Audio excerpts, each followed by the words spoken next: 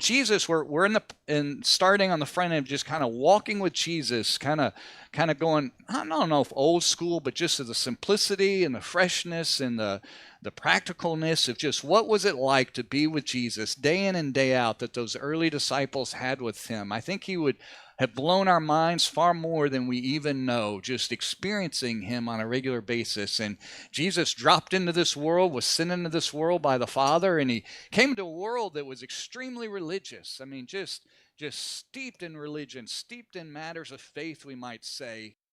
But in the process of it, there are all kinds of guidelines and rules and all kinds of minutiae and things that, even though God had instituted that faith and trying to create a highway, a pathway that people might know him, but as we do as people, it got corrupted along the way, and they ended up in a ditch, and they ended up focusing on things that God's like, I didn't tell you to do that. That's not what I meant by that. What are you doing over here? Like, this is not right. And Jesus came into that world, and that world had become kind of very external and very focused on the little things that didn't matter, and they missed the whole heart of the things of what God was up to. You know, God looks on the inside, we look on the outside. God is interested in the heart. He's interested in the character of our lives. We tend to be all about, right, about what's is seeable and image and those kinds of things. And so when Jesus came into this world, and as he was establishing his kingdom, we saw a couple weeks ago that the enemy of this world is operating this world, and he has his kingdom. But Jesus came saying, hey, my kingdom is at hand, and my kingdom's different. And my kingdom, this is the kind of the things that I expect. This is the way it's going to look like. This is what it's going to look like. It's the way it's going to work. So this morning, as we look at this passage that we're going to see just a moment in Matthew 5, that what we really are looking at is what God's expectation of our character, of what our lives are supposed to be like as a part of his kingdom. In fact, if you've been in church for a long time, you'll know this passage in the next couple of chapters is the Sermon on the Mount. Jesus sat down and taught this in one sitting out across that. And so we're just going to take a couple of weeks and look at it, not because that somehow Jesus didn't do a very good job. It's just that we're a little slow learners, so we're going to take a little bit longer on that. But what Jesus is unpacking for us is kind of the nature, the character, and what his expectation of what life is supposed to be like, and what he's trying to do in our hearts and in our lives as a part of his kingdom. So with that, read with me if you would. We know these, the first part of the Sermon on the Mount, we know these as the Beatitudes, the blessed are the poor in spirit, and those things. There's a list of them. So read them with me if you will. Jesus said this, the Bible says in verse 2, that he opened his mouth and he taught them saying, verse 3, Matthew 5, blessed are the poor in spirit. Here's why. For theirs is the kingdom of heaven. Blessed are those who mourn, for they shall be, categorically will be, not might be, hope to be, maybe might be, but shall be comforted. Blessed are the meek, for they shall inherit the earth. Blessed are those who hunger and thirst for righteousness, for they shall be satisfied. I know there's a lot here, and anytime there's a lot of anything, our brains start fritzing and all of that, but just let these kind of wash over you a little bit. Blessed are the merciful, for they shall receive mercy. There's not one of us in this room that don't need mercy, don't want mercy, and the Bible says, hey, you need to be merciful in that process. Blessed are the peacemakers, for they shall be called the sons of God. Blessed are those who are persecuted for righteousness' sake, for theirs is the kingdom of heaven. Blessed are you when others revile you and persecute you, and utter all kinds of evil against you falsely. If you are reviled and cursed because you did something wrong, well, that's kind of on you. But when it's falsely and you are just simply living for Jesus and it's coming your way, well, that's a whole nother story. Jesus says in verse 12, he says, rejoice and be glad, for your reward is great in heaven. For so they persecuted the prophets who were before you. Jesus is saying, guys, my kingdom is just a little bit different than what you expect. We all want to be blessed in this world. And Jesus says, my understanding of blessings is probably vastly different than what you're used to. And my pathway for this is different. I'm sharing with you what I'm doing, what my Father's doing in this world, what we were expecting this world to look like to begin with, but so got messed up and lost along the way, and so it was a train wreck and ended up in the ditch. This is the way my life and what your life is supposed to look like. And I want you to realize that this is the blessing and the lifestyle that I have for you. So I want you to notice just kind of 3 or 4 things out of this passage, and we'll talk about the salt and light as well. But I want you to first off notice that real character in our life is the source of blessing. So often we want to be blessed apart from character. So often we want to be just blessed by, I need a new car, I want a better job, or I want this, or I want things to go nice for me, I want, all of that. And Jesus is saying, hey guys, real blessing comes through real character in our lives. What God is interested in is what's on the inside, what's real deep. Our actions come out of our character.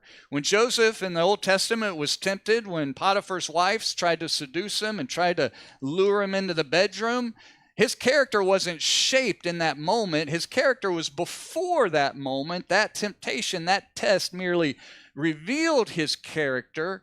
And out of our character, actions flow. Our mouth speaks out of that character. Our actions, our attitudes, our lifestyle, if you will, flows out of that invisible character that's down deep in our lives. And so what should be encouraging to us this morning is that God is in heaven this morning wanting to bless us. He wants that. The world in Jesus' day, the average ordinary person wasn't so sure that God was really wanting to bless them, because the spiritual leaders are like, hey, we're the blessed ones of God. We as the religious leaders, they kind of walked around, a bit pompous and kind of arrogant, and the average person just struggling in life, and it's like, where is the blessing of God? We're under a military occupation, things are terrible, life is terrible, this is not what we wanted. Where is the blessing of God in this? And so what's important for us to recognize, to take this in deeply in our life, that every single day of our life, God is looking at us and wanting us who are followers of His, that He is looking to bless us. He's looking for that. I've been reading recently kind of through the Bible and Old Testament prophets, and I'll be honest, as a pastor, I've read through them bunches and bunches of time, and they always eluded me, because they're just like, I don't know where this place is. I don't, is that in the capital region? Where is that? Is that down in New York City? And they're talking about people that I'm like, I don't know what most of this is, and I get lost. And for some reason, as I'm reading through them now, they're just it's kind of like clicking. I'm like, well, this isn't complicated. What am I just so dense and thick? They're kind of sticking. But a passage in Lamentations, that's the verse, the lament, like thinking about all the bad stuff. Here's an incredible couple of verses in the middle of this that you've heard them, and lots of songs have been about them, but I want you to catch the reality of the blessings of God in your life today as a follower of Jesus. Those of you that know Jesus and surrendered your life to Him, this is for you. The Bible says this in verse 22 of Lamentations, says, the steadfast love of the Lord never ceases. His mercies never come to an end. They are new every morning. Great is your faithfulness. The Lord is my portion, says my soul. Therefore, I will hope in Him.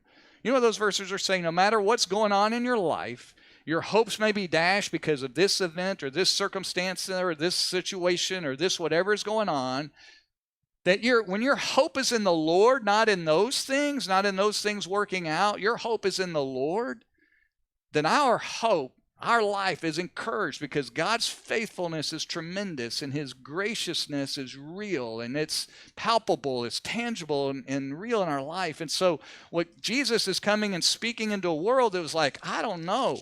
I believe in God, but God sure seems to be letting me down lately. I don't know what's going on. And we can fall into that funk. Sometimes people who don't know Jesus are like, I really don't know if I can believe in God. If God's real, why is all this going on? That's a legitimate question, worthy of a real conversation. If that's a conversation that you're having in your head and trying to figure out, I would love to have that, enter in with you in the middle of that and talk through that with you. But sometimes even after we're followers of Jesus, well, I know I'm saved and I know that God loves me, but I know it, but why is this going on? Like, this isn't right.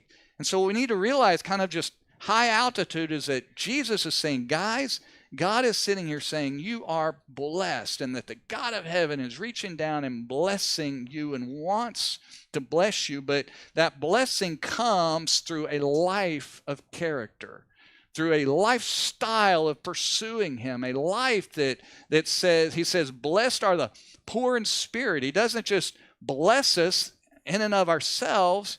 He says, if you're poor in spirit, you're going to be blessed. If you're merciful, you're going to be blessed. If you're meek, you're going to be blessed. He gives us, there are qualifications to these blessings. So it's a challenge for us that as we want to live our life up as a blessing, we should be pursuing character because it's the right thing to do.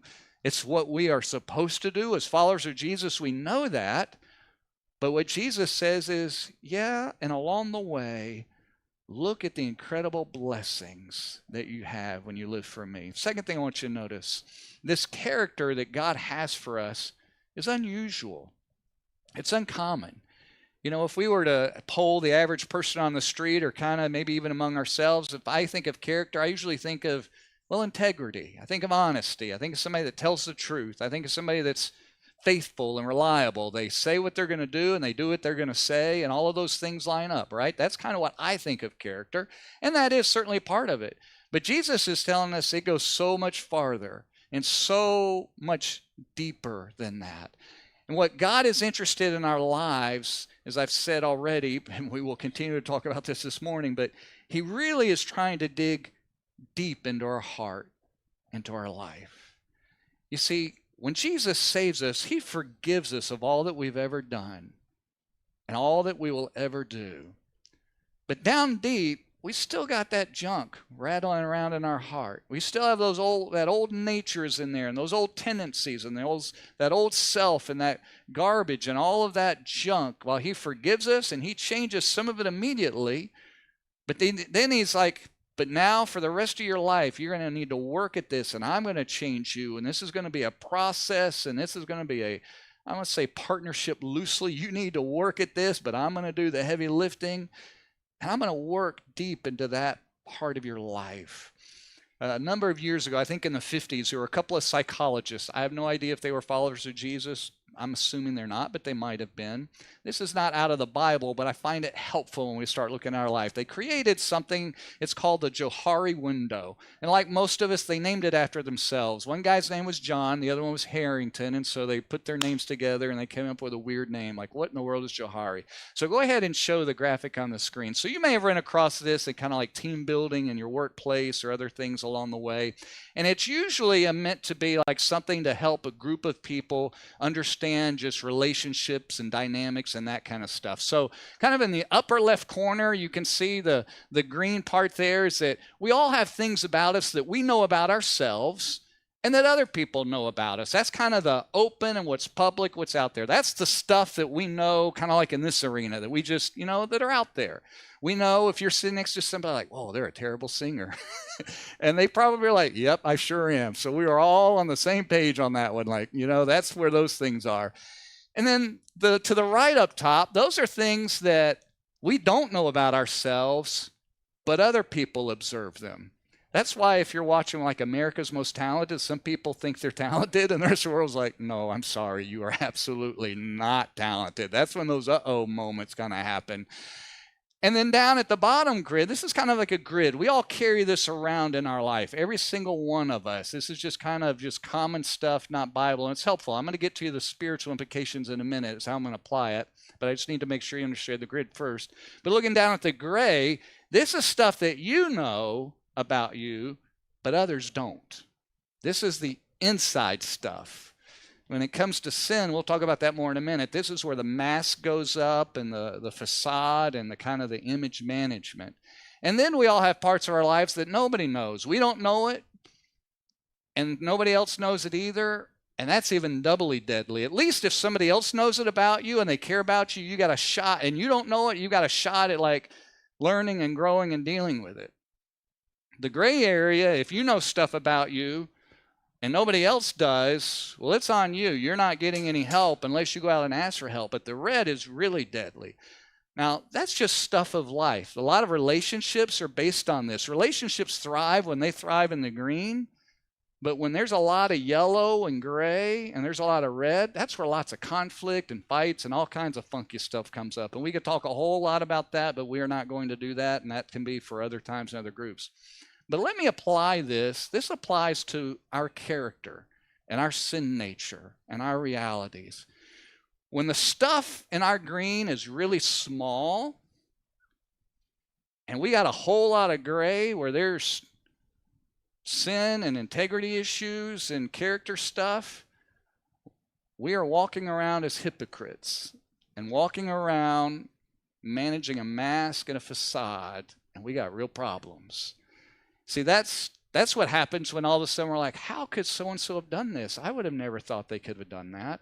Well, they've got some things down in that gray area that you knew the green, and the green looks pretty good, but there was stuff down in the gray that you didn't know about. Because all that we see are those kinds of things. We see the top row when we're looking at other people's lives. The yellow is the area that where we see other people, things that they might be wrestling with, and they don't realize that they see it. We go through life, we all tell a bit of our story without knowing that we're telling a bit of our story. One of the things is kind of a shock to me. I'd been a pastor for many years, but it kind of dawned on me that, you know what? I tell enough stories of my life and people see me enough. They know stuff about me that I don't realize they know. Like they just pick up things, you know? It's like, oh my goodness. You know, it's kind of a little bit of like, whoa, not so much from a management standpoint. It's just like, you kind of begin to hear people's hearts. You kind of begin to know where they're coming from. And you're all doing it, right? We're all testing, like, do we trust people? Or can I rely on them? Or are they like, we're trying to be like, hey, is their green pretty big and their gray pretty small? Is there anything hiding? And so the whole point of I'm bringing this to you and to my attention and using this for us is that we all have stuff in the gray. We all have stuff in the yellow. We all have stuff in the green. It doesn't make it right. It makes us human in reality, and it makes us sinful in our heart. And what God is trying to do in our life is to get this stuff more to the green. And he's trying to point things out that we can say, oh, yeah, I have really messed that up, and I need to deal with that. I need to address that. This kind of character that Jesus is poking at are blind spots. The Pharisees and the religious leaders of the day, they lived inside the yellow and the gray. People looked around like, what a hypocrite, what a phony baloney that guy is, and all of this stuff, and act like he's from God, but you can't believe, like, this is messed up. And they had secrets and hiding things and all of it. And Jesus is coming in with the Sermon on the Mount saying, gang, this is not my kingdom. This is not the way we do business. This is not the lifestyle for you. I want you to understand the character that goes deep into your life, and this is the stuff that you need to be cultivating. And let me walk through what these are. Here's kind of a picture of this unusual character, this uncommon nature that God is trying to put into our life, that he's calling us to, but that he's working. He says, you're blessed if you're poor in spirit.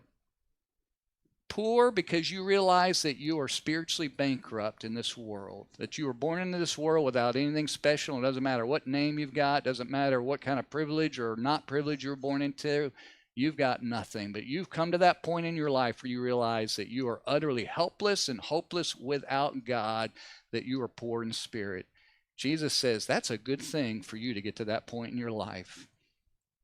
And when you get to that point, look what the blessing is. Heaven belongs to you. See, we want heaven without that character, and God's like, nope, you can't have that.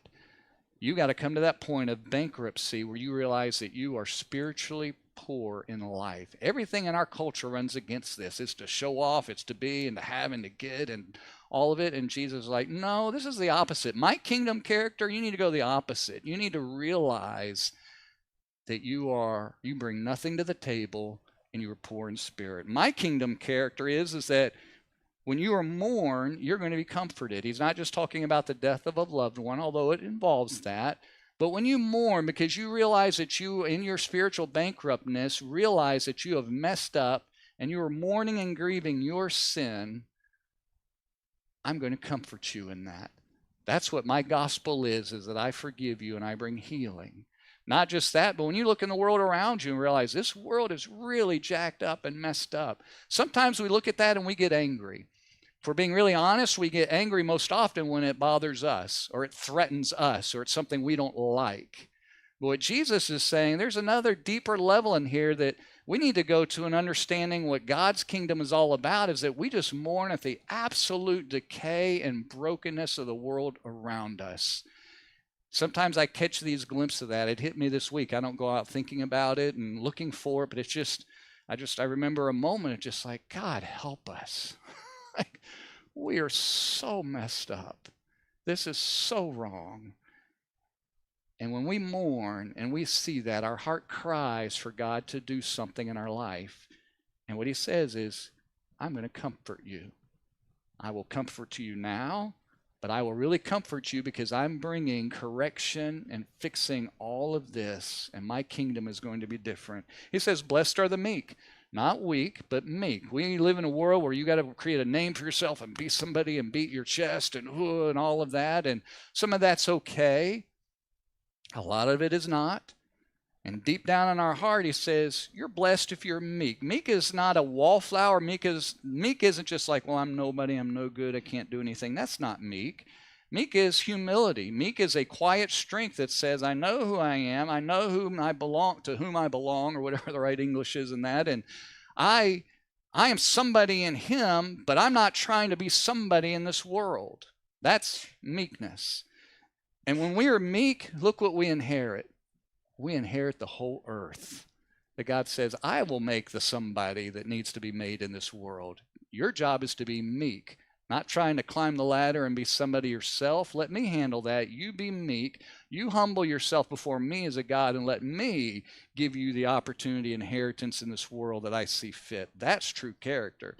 He says, blessed are those who hunger and thirst for righteousness, those who deep down crave it, that are starving to be better in their life, that want to be right before God, that are so realizing their sin nature that, yes, they're poor, but they don't want to stay poor. They want the righteousness of God in their life. When you're hungry at it at a base level, nobody has to teach a baby what it feels like to be hungry or to do something about it. When you get to that, when it's just your hunger, then you are going to be filled. I will give you that righteousness. A lot of times we wrestle with sin because we just don't hate it enough, and we just hold on to it. And God says, nope, your character is you need to hunger for what's right. Sometimes you have to start by saying, God, I know this is not what you want. God, would you help me to want what you want? You tracking with me? God, help create that in my heart. I know I'm messed up. Help me, Lord. Sometimes we start there and we'll be filled. Blessed are the merciful, those that look at others and say, you know what? I'm a sinner too. And when we're merciful, not giving to others what they deserve, not exacting a pound of flesh, he's not talking about throwing truth and justice out the window. That's not the same. But in many situations, you and I, when we have expectations when the margin of error is so thin, it's disastrous when parents do that with kids and raise up kids in that environment. It's disastrous in a workplace. Like, we all ought to expect our best and do well, but we are not robots and computers, and we all have bad days, and we are all sinners and needing that, and we ought to have a heavy dose of mercy in our life toward others. And we do it, and God says, I'm going to be merciful to you because you're merciful to others. Blessed are the pure in heart, for they shall see God. Blessed are those who aren't just fixated on doing right and wrong, but are like, God, I want my motivation. I know inside of me is some impure stuff. I know what I'm thinking. And I know the attitude of my life, and I know what I'm wanting, but now I'm realizing that what I'm wanting is not necessarily bad, but the reason I want it is not so pure. God, would you purify me? Blessed are the peacemakers, those who, rather than instigating antagonism and division in this world, that's easily done. That's the standard norm. And Jesus says, no, as my kingdom, you ought to be about bringing unity and bringing peace between people. And when you do, you're a chip off the old block, because that's what I'm all about. You're a son of God. You are identifying with me because I sent my son in this world to bring peace between people, sinful people, and me, to bridge that gap. And I want you to bridge that gap and help others experience that same peace of salvation that comes through my son, and to bring that peace together. That's what you ought to be about. And you're blessed when you're persecuted for righteousness' sake, because you're living righteously. If you live this way, what's going to happen along the way is people are going to persecute you. People aren't going to like it. They're like, you're breaking the norm. You're making me look bad. This isn't the standard. This isn't what I want you to do. And you should expect that. That's the uncommon character that God is, a taste of it. The uncommon character that God's looking for in our life. Third thing I want you to recognize, when we live this way, it will be noticeable. While I read the passage, could somebody grab me a water out of that back refrigerator? I forgot to do that earlier. My throat is doing what it did last week. It's just saying, enough, Sean. We're not sure we're going to finish this message. I'm okay. I just I'm seizing up. The Bible says this in Matthew 5:13. Look at this. You are the salt of the earth. But if salt has lost its taste, how shall its saltiness be restored? It is no longer good for anything. Thank you, David. It's no longer good for anything except to be thrown out and trampled under people's feet. You are the light of the world. A city set on a hill cannot be hidden, nor do people light a lamp and put it under a basket, but on a stand, and it gives light to all in the house. In the same way, let your light shine before others so that they may see your good works and give glory to your Father who is in heaven. What Jesus is telling us is, gang, when you live this way, and this is just a taste, but when you live this way, it's going to be noticeable. You can't hide. It's going to be out there. So often as Christians, we fall into this. I think we do it when we're younger. You know, when I was a teenager, I wanted to be noticed, but I didn't want to be noticed. You know what I mean? I didn't want to stand out, and I wanted to be noticed for the person that I was and my abilities and whatever, but I didn't want to be weird. I wanted to just kind of fit in with everybody else. It was a strange thing. And I kind of discovered as adults, we're not much different. We kind of carry that same mentality forward. And Jesus is saying, look, be careful. If you're living truly for me and my kingdom's character, my economy, and my what I expect and what the community values are going to be, this is vastly different, and it is stark compared to what you're growing up in. People won't get you. They won't understand you, and it's going to shine. Don't try to fit in. Don't be weird. You guys know that, right? Just live this value out. Be you, but live for me, and it's going to be noticeable. See, just as I shared last week, you and I don't have the privilege, the freedom. We're not allowed to just shrink back and keep our mouths shut. God intentionally is like, you guys are my new prophets. You are my new ministers. You are my new messengers, my new emissaries into this world. You're my ambassadors to live out your faith. Because people, when you are living that way, you're making this world salty. Not like a salty sailor with a speech that's salty, but in a good way. This world is corrupt, it's decayed, it's dark. And you're bringing a flavor and a preservative that's to be seasoned into everything, into all the world about you. And you're bringing a light. As you live your life and as you talk about me and as you share and as you articulate the things of why you live this way and value this, that You are being a light to my word and to this messed up, crazy world. You are entering into the family business that I am initiating and I've brought about. So Jesus says, gang, this new lifestyle, this kingdom character is going to be a game changer. It is the major change of impact in the world around us. The two dangers that we have as followers of Jesus, one I already mentioned, is to be just quiet, don't rock the boat, boy, we live in New York. Boy, that's such a hard place, and people don't like Christians and all of that. It's like, oh, guys, have you read the rest of the Bible? Like, it's kind of been that way for forever everywhere. Just live your life for Jesus and live it this way. And then the second problem that we often do as Christians is, and this is, I don't know if it's a unique to America thing, but it's definitely an American thing, is sometimes people believe the Bible and follow Jesus, but when it comes to being salt and light, they make it all about the politics, and they make it all about the political system. Now, folks, we should care about that, and we should pray about that, and I know the election's over, and we should vote on all of it. But folks, our future doesn't hang one whit on anything of who's president or not president and what's going on in Congress and all of that stuff today. Jesus said, guys, my kingdom is a little bit higher than that, and my kingdom citizens live this way. And when you live this way, I'm establishing my work in this world that transcends anything else that's going on this earth. And I want you to live for me because I want other people to notice. When you and I live that way, people notice, and they're going to do usually one of two things. I mean, I guess three. Some are just apathetic and be like, I don't care. Do whatever you want to do. Some people will see that and they'll say, I want that. I see something in your life. I see a joy. I see a confidence. I see a peace. I see a hope. I see a healthiness. And I want that.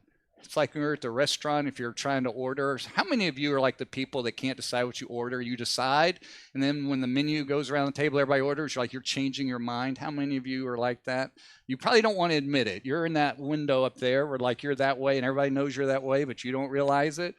This is like you and I being in like people are in the restaurant, and you see that piece of cake go by or pie, and you're like, I don't want any dessert, and you're looking at that, you're like, oh, yes, I do. That is exactly what I want, or that wonderful steak or whatever. There are some people, when you live your life in this way, that they will be like, I want that. I don't know what that is, but whatever it is that you got, I want it. And there are other people that look at it and see it and are like, I don't want any of that. In fact, I can't stand you. I hate you because I feel convicted by you, and I don't want to live that way, and I'm rejecting it, and that's where the persecution comes from. But you and I can't live our life based on how people are going to respond. We have to live our life according to what Jesus said, and it's this character that he says, I'm going to bless you when you live that way. And along the way, we are salt and light, pointing the way that others can know Jesus, and we are sharing and stepping into that same world what he did to proclaim that gospel. And when we live this way, ultimately, we point all back to Jesus, because that's what he says. He says in verse 16, he says, this is a fourth and last thing, that God's kingdom character in our life always points back to God. He says, in this way, let your light shine before others, not so they can see how good you are, but do it so that they may see your good works and give glory to your Father who is in heaven. You know what that means? People are going to say, you're amazing, and you're just not that good. There must be somebody else that did that in you. And that's for you to live your life in a way that says, man, I know, but you know what? I wasn't always this way. Let me tell you, God has changed my life and made me who I am. When you and I live with this kind of character, it's not us who do it. It's an impossibility for any single person in this room to live up to even one of these, let alone all 10 or however many there are, 10 or 12. Impossible. What this is meant to be is God is putting you in this world to say, hey guys, I am doing the impossible. Look, I did it here in that person's life and in this family and that person and that person and that person and that person, and I'm leaving a testimony and witness the world over. And it all points to him so that people are like, oh, I want what you've got. And now that I know what you've got is actually God, then I want God. I guess that's the real God that I want. And it leads people to Jesus. It becomes dangerous in our life as followers of Jesus that we start thinking along the way, and this creeps in, and we all need to hear this, me included. Somewhere along the way, we begin taking credit for the good things in our life. Folks, there's no credit one bit that you and I can take for any of that. Anybody here can take credit for painting the Mona Lisa? Not me. Sistine Chapel? Not me. We are God's masterpiece of grace, and there's not one thing in our life that we can take credit for. Yes, we lean in on it, and we serve a God, and we pursue Him, but every bit of that work is Him in our life. So our life always is here on this earth is to glorify Him. You know how the nature in the world shows the glory of God? It's very true. It shows the glory of God in His creation and His power, but the glory of God is revealed more clearly in your life and in my life living this way than any star in heaven and any tree or any bird or any fish or anything. Because you and I are revealing the grace of God to forgive us of our junk and our sin and to make us what is an absolute impossibility for us to do on our own, to make us this way. That ought to excite us. It ought to bring great encouragement to us. It ought to bring a great humility to us. And it ought to chop pride off right at the nose, right at the neck, and done in our life. So this morning, where are you? As I reflected on those Beatitudes, I'm going to encourage you to think about grabbing one or two of those that speak to you. When I was a young man, looking back, I focused on the hungry and thirsting for righteousness. Because to be honest with you, as a young man, young men deal with a lot of young man stuff. You know what I mean? And I just needed to be hungry for God, I want to honor you. Because I knew I was hanging out all over the place. And now I'm realizing as a kind of more of a middle-aged man, you know where I tend to lean more is God. I know I was all over the place in what I was doing then, but now I realize my motives are even messed up. I can look good and do some good things, but purity is of motive, pure in heart. This week as I was walking through this, and so often it is, at one point I was experiencing the mourning of a messed up world. And I was experiencing trying to focus on purity in my life. And then I found another day that I was needing to be merciful and extend mercy and being reminded that I'm messed up too and others. So which of these is God saying, this one's for you right now? Which of these are you going to need this week? And I would challenge you to grab that. Which one is grabbing your attention? Maybe you haven't yet trusted and received Jesus yet. These values, these character things in our life, God is trying to say, this is what you're supposed to be like. And you're not. It's not about religion. It's not about all the do's and the don'ts. And you're not a good person. You're a sinner. And you need to be poor in spirit. You need to mourn over your junk. And maybe you're at that point of life. I want to encourage you, because it's opposite of what the world tells you. Oh, no, feel good about yourself. No, get rid of that. No, you need to do the opposite. God, help me to understand and lean in on that. And God, would you forgive me? You need to walk through that process before you experience the kingdom of heaven. Maybe you've experienced that, and maybe these things are the things in your life and your character you need to pay attention to. Maybe that window is something you need to lean on, like, you know what? I've got some secrets in there. Those things will stay down unknown for a while, but they have a way of always popping up. The Bible says, be careful lest your sin find you out. Our sin has a way of always bubbling up. They're like a frost heave. You can kind of drive over it for a while, but eventually that pothole shows itself and comes through. And our life is like that. Maybe you need to genuinely do something about it. So often people will tell me when things really blow up, I just didn't think I had anybody to talk to. I felt all alone. That's a lie of the enemy. There's always people to talk to and get help. It's humbling in our pride, and we want to try to cover it and manage it, and you can't. You can't. If you're going into cardiac arrest, You can't save yourself. You need somebody else to do it for you. And sometimes that secret stuff needs to be other people helping you out. So whatever God has been saying into your heart this morning, respond to him.